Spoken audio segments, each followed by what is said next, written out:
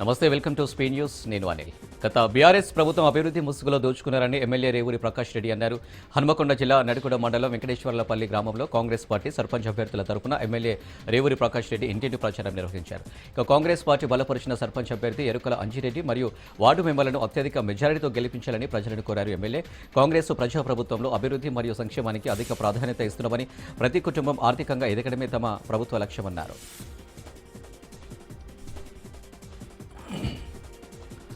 ఈ నెల 8-9 తేదీల్లో భారత్ ఫ్యూచర్ సిటీ వేదికగా జరగనున్న తెలంగాణ రైజింగ్ గ్లోబల్ సమ్మిట్ జరగనుంది. ఈ నేపథ్యంలోనే సమ్మిట్ ఏర్పాట్లను టీజీఐఐసీ చైర్పర్సన్ నిర్మలా జగ్గారెడ్డి పరిశీలించారు. గ్లోబల్ సమ్మిట్ జరిగే ప్రాంతాన్ని పరిశీలించిన ఆమె అధికారులకు పలు సూచనలు చేశారు. గ్లోబల్ సమ్మిట్ను రాష్ట్ర ప్రభుత్వం ప్రతిష్టాత్మకంగా తీసుకుందని, అందుకు అనుగుణంగా ఏర్పాట్లు చేయాలని అధికారులు సూచించారు. నిర్మలా సీతారామన్ 1000 మందికి పైగా గ్లోబల్ డెలిగేట్స్, 500కు పైగా కంపెనీ ప్రతినిధులు హాజరు కానున్నారని, వారికి ఎలాంటి ఇబ్బంది లేకుండా చర్యలు తీసుకోవాలన్నారు.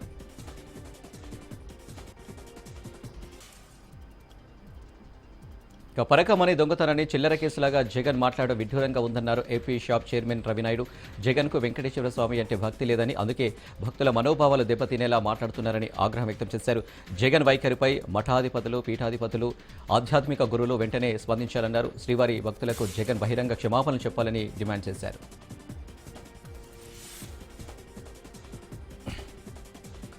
ఈ నెల 8-9 తేదీలో భారత్ ఫ్యూచర్ సిటీలో రేవంత్ సర్కార్ అత్యంత ప్రతిష్టాత్మకంగా తెలంగాణ రైజింగ్ గ్లోబల్ సమ్మిట్ నిర్వహించనుంది. ఈ గ్లోబల్ సమ్మిట్కు హాజరు కావాలని Karnataka CM Siddaramaiah, deputy CM DK శివకుమార్ను రాష్ట్ర మంత్రి శ్రీధర్బాబు బెంగళూరులో కలిశారు. భవిష్యత్తులో తెలంగాణ అభివృద్ధి, ఆదాయ వృద్ధి లక్ష్యంగా రూపొందించిన తెలంగాణ రైజింగ్ 2047 విజన్ డాక్యుమెంట్ గురించి వివరించి ఆహ్వాన పత్రికను అందించారు.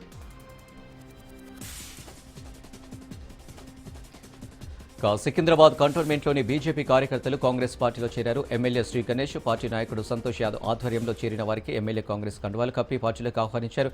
కాంగ్రెస్ ప్రభుత్వం చేపడుతున్న అభివృద్ధి సంక్షేమ పథకాలను చూసి వివిధ పార్టీల నుండి కాంగ్రెస్ పార్టీలోకి స్వచ్ఛందంగా చేరుతున్నారని ఎమ్మెల్యే తెలిపారు.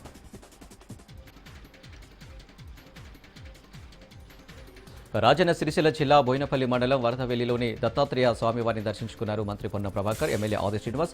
ఈ సందర్భంగా దత్తాత్రేయ స్వామివారికి ప్రత్యేక పూజలు నిర్వహించారు. దత్తాత్రేయ జయంతి సందర్భంగా వరదవెల్లి గుట్టపైన వెలిసిన దత్తాత్రేయని దర్శించుకోవడం సంతోషంగా ఉందన్నారు మంత్రి పొన్నం. మిడ్మానేర్ ప్రాజెక్టు వరద నీరు గుట్ట చుట్టూ చేరడంతో బోట్లు ఏర్పాటు చేసి భక్తులకు దర్శనం కల్పిస్తున్నట్లు మంత్రి తెలిపారు.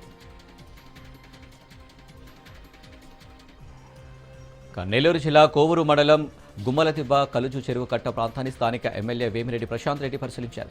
దీత్వా తుఫాన్ ప్రభావంతో గత 4 రోజులుగా కురుస్తున్న వర్షానికి చెరువు పొంగి పొర్లుతుంది. దీంతో చెరువు నీరు స్థానిక నివాసాలకు చేరడంతో తీవ్ర ఇబ్బందులు పడుతున్న గిరిజనులను పునరావాస కేంద్రాలకు తరలించి ఆహార ప్యాకెట్లు అందజేశారు ఎమ్మెల్యే. లోతట్టు ప్రాంతాల్లో ఉన్న గిరిజనులకి త్వరలోనే పక్కా ఇంటి గృహాలు నిర్మిస్తామని ఎమ్మెల్యే హామీ ఇచ్చారు.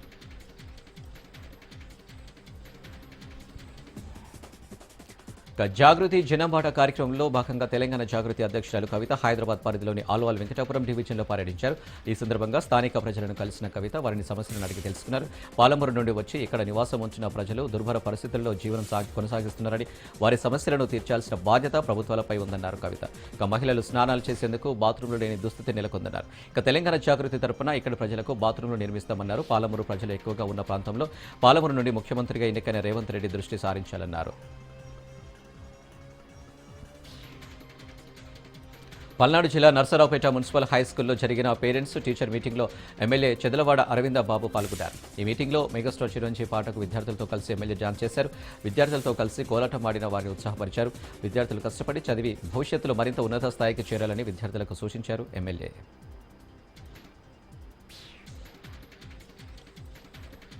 ఏలూరు జిల్లా చింతలపూడి మండలం రేచెర్ల జిల్లా పరిషత్ ఉన్నత పాఠశాలలో తల్లిదండ్రులు, ఉపాధ్యాయుల ఆత్మీయ సమ్మేళన కార్యక్రమం నిర్వహించారు.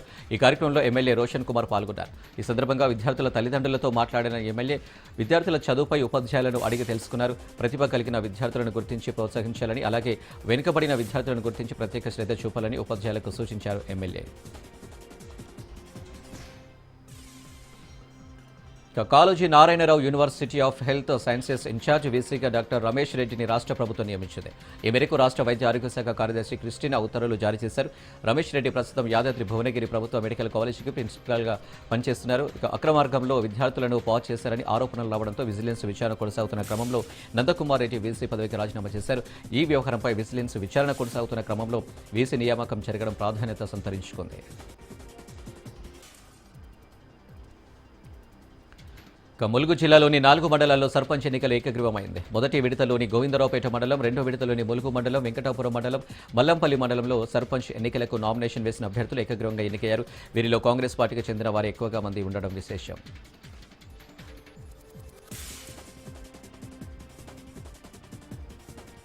గ్రామ పంచాయతీ ఎన్నికల్లో చిత్ర విచిత్రాలు చోటు చేసుకుంటున్నాయి. ఓ గ్రామంలో సొంత అక్క చెల్లెలు సర్పంచ్ బరిలో ఉన్నారు. దీంతో గెలుపు ఎవరిని వరిస్తుందో అని అందరూ ఆసక్తిగా ఎదురుచూస్తున్నారు. ఖమ్మం జిల్లా నేలకొండపల్లి మండలం కొంగర గ్రామ పంచాయతీ సర్పంచ్ అభ్యర్థులుగా అక్క చెల్లెలు చిట్టూరి రంగమ్మ, మల్లెంపూడి కృష్ణకుమారి పోటీ చేస్తున్నారు. వారి ఇద్దరి మధ్య ఏనాడు విభేదాలు లేవని కలిసిమెలిసి ఉండేవారని గ్రామస్తులు చెబుతున్నారు.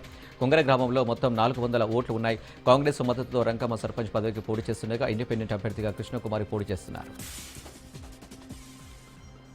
బీసీ రిజర్వేషన్ల సాధన కోసం ఆత్మ బలిదానం చేసుకున్న సాయి ఈశ్వర్ చారి మృతి పట్ల తెలంగాణ బీసీ జేఏసీ ఆందోళనకు దిగింది. హైదరాబాద్ హిమాయత్ నగర్ వై జంక్షన్ వద్ద రోడ్డుపై బైఠాయించి బీసీ జేఏసీ నేతలు నిరసన తెలిపారు. 1200 మంది ఆత్మ బలిదానాలు చేసుకుంటే తెలంగాణ రాష్ట్రం వచ్చిందని, ఇప్పుడు రిజర్వేషన్ల కోసం ఎంతమంది బీసీలు బలిదానాలు చేసుకుంటే ఇస్తారని జేఏసీ చైర్మన్ వేముల రామకృష్ణ ప్రశ్నించారు. రాష్ట్ర ప్రభుత్వ వైఖరి కారణంగానే సాయి ఈశ్వర్ ఆత్మ బలిదానం చేసుకున్నారని ఆరోపించారు.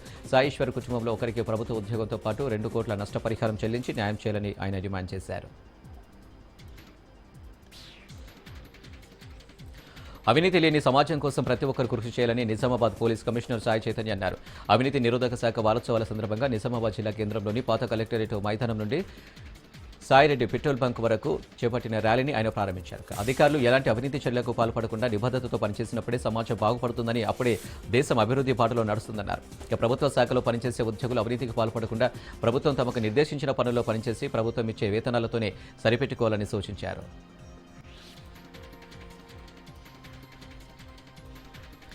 సిద్దిపేట జిల్లా భూంపల్లి పోలీస్ స్టేషన్ పరిధిలోని తాళపల్లి గ్రామంలో మొత్తం 63 మందిపై పోలీసులు కేసు నమోదు చేశారు.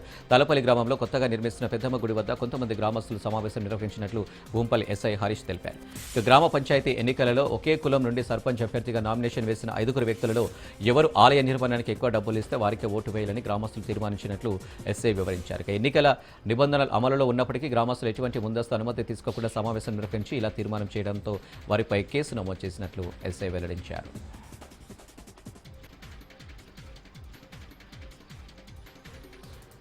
కరీంనగర్ జిల్లా సైదాపూర్ మండలం వెన్నంపల్లిలో గ్రామంలో కోతుల బెడదతో స్థానిక ప్రజలు తీవ్ర ఇబ్బందులు పడుతున్నారు. కోతుల బెడద నుంచి విముక్తి కల్పించిన వారిని సర్పంచ్గా ఎన్నుకుంటామని గ్రామస్తులు స్పష్టం చేశారు. ప్రజలు తేల్చి చెప్పడంతో సర్పంచ్ అభ్యర్థిగా పోటీ చేసిన చిరంజీవి అనే వ్యక్తి కోతులను పట్టేవారిని గ్రామానికి రప్పించి కోతులను బంధించారు. కోతులను పట్టుకునే వారికి ఏడాదికి 1,50,000 ఇచ్చి గ్రామానికి తీసుకువచ్చినట్లు సర్పంచ్ అభ్యర్థి తెలిపాడు. కోతుల నుంచి విముక్తి కల్పిస్తున్న చిరంజీవికే తమ మద్దతు ఇస్తామని గ్రామస్తులు చెబుతున్నారు.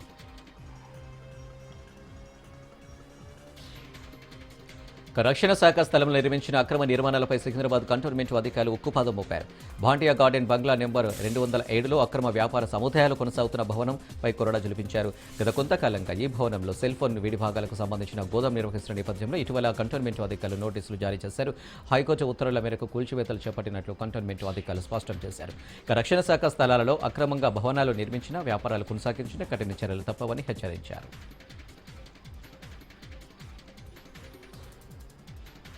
హైదరాబాద్ నగర south zone DCP Kiran Khare రౌడీషీటర్లకు కౌన్సిలింగ్ నిర్వహించారు. నేర కార్యకలాపాలకు పాల్పడడం, అర్ధరాత్రి ప్రజలను ఇబ్బంది పెట్టవద్దని రౌడీషీటర్లకు సూచించారు. డీసీపీ ఎవరైనా నిబంధనలు ఉల్లంఘించినట్లు తేలితే కఠిన చర్యలు తీసుకుంటామని డీసీపీ స్పష్టం చేశారు. ప్రజల భద్రత, శాంతి భద్రతలను కాపాడమే తమ లక్ష్యమని, ఇందుకు వ్యతిరేకంగా ప్రవర్తించే వారిపై చర్యలు తీసుకుంటామని హెచ్చరించారు. నిరంతర పెట్రోలింగ్ ఉండేలా చూసుకోవాలని డీసీపీ అన్ని ఎస్హెచ్ఓలకు ఆదేశాలు జారీ చేశారు. రాజన్న సిరిసిల్ల జిల్లా వేములవాడ పట్టణ పరిధిలో ఇసుక అక్రమ రవాణా చేస్తున్న ట్రాక్టర్లను రెవెన్యూ అధికారులు సీజ్ చేశారు. వేములవాడలోని జిల్లా పరిషత్ బాలికల పాఠశాల లైబ్రరీ పనుల నిమిత్తం అనుమతి పొంది రెడీమిక్స్ ప్లాంట్లో ఇసుకను అక్రమంగా డంప్ చేయడానికి తీవ్రంగా పరిగణించిన అధికారులు అక్రమ ఇసుక ట్రాక్టర్ను పట్టుకున్నారు. సంబంధిత ట్రాక్టర్లపై కేసు నమోదు చేసి దర్యాప్తు చేపట్టారు. అలాగే అక్రమ ఇసుక రవాణా వ్యవహారంలో తహసీల్దార్ కార్యాలయంలోని రికార్డు అసిస్టెంట్ నిరంజన్కు ఛార్జ్ మెమో జారీ చేశారు.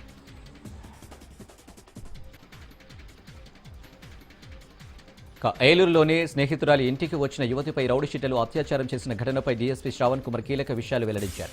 బాధితురాలి ఫిర్యాదు మేరకు కేసు నమోదు చేసి దర్యాప్తు చేపట్టమని, అత్యాచారానికి గురైన యువతిని ప్రభుత్వ ఆసుపత్రిలో చికిత్స పొందుతున్నట్లు తెలిపారు. ఈ ఘటనలో నిందితుడిగా ఉన్న జగదీష్పై ఇప్పటికే దాదాపు 10 కేసులు నమోదైనట్లు వివరించారు. మరో వ్యక్తిని త్వరలో అరెస్టు చేస్తామని తెలిపారు.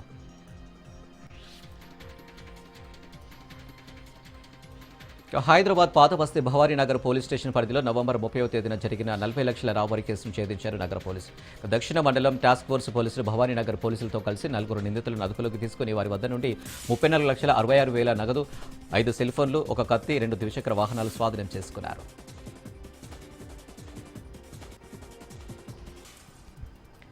నెల్లూరు జిల్లాలో కొత్త తరహా మోసం వెలుగు చూసింది. కావలి ఆర్టీసీ బస్టాండ్లో అమ్మాయిల ఆశ చూపి ఓ మహిళ డబ్బుల దోపిడీకి పాల్పడుతుంది. ఓ యువకుడు ఇచ్చిన ఫిర్యాదుతో బుజ్జమ్మ అనే మహిళ భాగోతం బయటకు వచ్చింది.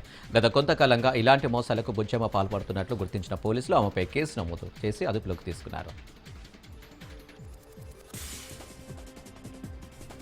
జయశంకర్ భూపాలపల్లి జిల్లా మల్హార్ మండలంలోని పలు గ్రామాల్లో కుటుంబ స్థావరాలపై ఎక్సైజ్ పోలీసులు దాడులు చేశారు. దుబ్బపేట, అడవలపల్లి, గాదంపల్లిలో గుడుంబ తయారీ నిల్వ చేస్తున్నారని వచ్చిన సమాచారం మేరకు అధికారులు దాడులు చేశారు. నిల్వ ఉంచిన 15 లీటర్ల నాటుసార, 20 కిలోల చక్కెర, 700 లీటర్ల చక్కెర పానకం స్వాధీనం చేసుకున్న ఎక్సైజ్ పోలీసులు అక్కడికక్కడే ధ్వంసం చేశారు. ముగ్గురిపై కేసు నమోదు చేసి దర్యాప్తు చేపట్టారు. మంచిర్యాల జిల్లాలో పెద్ద పులి సంచారం కలకలం రేపుతుంది. వేమనపల్లి మండలం చామనపల్లి అటవీ ప్రాంతంలో పశువుల కావరిపై పెద్ద పులి దాడికి యత్నించింది. భయంతో చెట్టెక్కిన కాపరి పులి కదలికలను మొబైల్లో చిత్రీకరించారు. గ్రామస్తుల డప్పుల శబ్దానికి పులి అడవిలోకి పారిపోయింది. సమాచారం అందుకున్న అటవీశాఖ అధికారులు పులి కోసం గాలిస్తున్నారు. పులి సంచారం నేపథ్యంలో అడవిలోకి వెళ్లవద్దని, పొలం పనులకు వెళ్లే రైతులు గుంపులుగా వెళ్లాలని అధికారులు సూచించారు.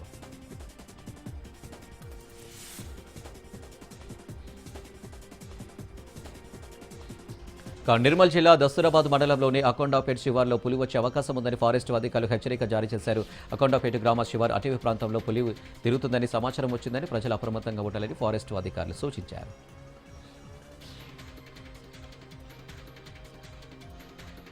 భద్రాచలం శ్రీ సీతారామచంద్రస్వామి ముక్కోటి ఉత్సవాలకు సంబంధించిన ఉత్తరద్వార దర్శనం టికెట్లు శుక్రవారం నుంచి ఆన్లైన్ అందుబాటులో ఉంటాయని ఆలయ ఈవో దామోదరరావు ఓ ప్రకటనలో తెలిపారు. ఈ నెల 20 నుంచి వైకుంఠ ఏకాదశి అధ్యయనోత్సవాలు ప్రారంభం కానున్నాయని, అధ్యయనోత్సవాలలో భాగంగా డిసెంబర్ 29 సాయంత్రం పవిత్ర గోదావరి నదిలో స్వామివార్ల తెప్పోత్సవం జరగనుందని వెల్లడించారు.